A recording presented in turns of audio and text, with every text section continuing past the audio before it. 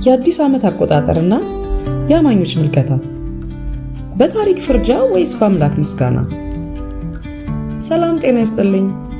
አዲስ ዓመት ሲመጣ ብዙዎቻችን የምስጋና መዝሙር ስንዘምር፣ ሌሎች ደግሞ ይህ አከባበር የጣዖት ነው በማለት በጥብቅ ያወግዙናል።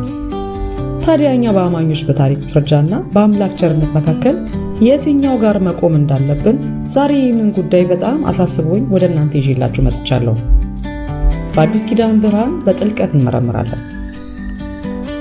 በመጀመሪያ ብዙዎች የሚያነሱትን ስጋት እንመልከት።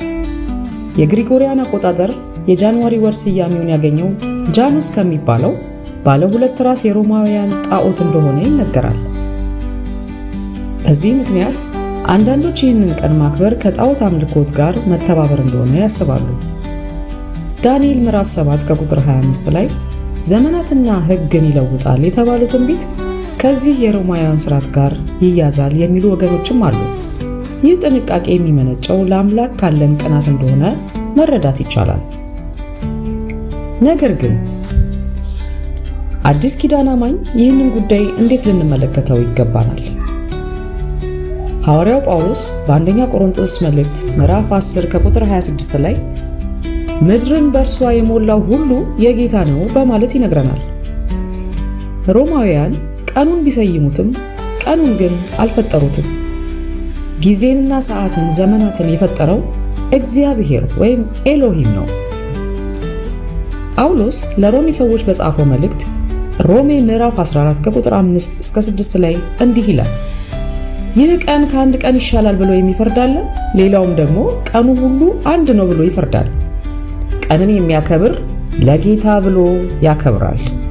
እኛ የምናከብረው ታዲያ ጃኑስን ለመዘከር ሳይሆን ጊዜን በፈጠረልን እኛን በቸርነቱን ጠብቆ አዲስ ዘመን ባሳየን አምላክ ፊት ለጌታ ብለን ምስጋናን ለማቅረብ ነው።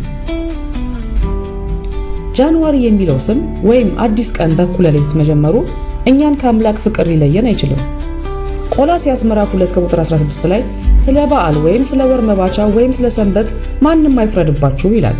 የኛ አምልኮና ምስጋና የሚወሰነው በልባችን እንጂ በካላንደሩ ታሪክ አይደለም። ሌሎች ለአጋንንት መስዋዕት ያቀርቡ ይሆናል። እኛ ግን በዚያው ቀንና ሰዓት ለአምላካችን የምስጋና መስዋዕት እናቀርባለን።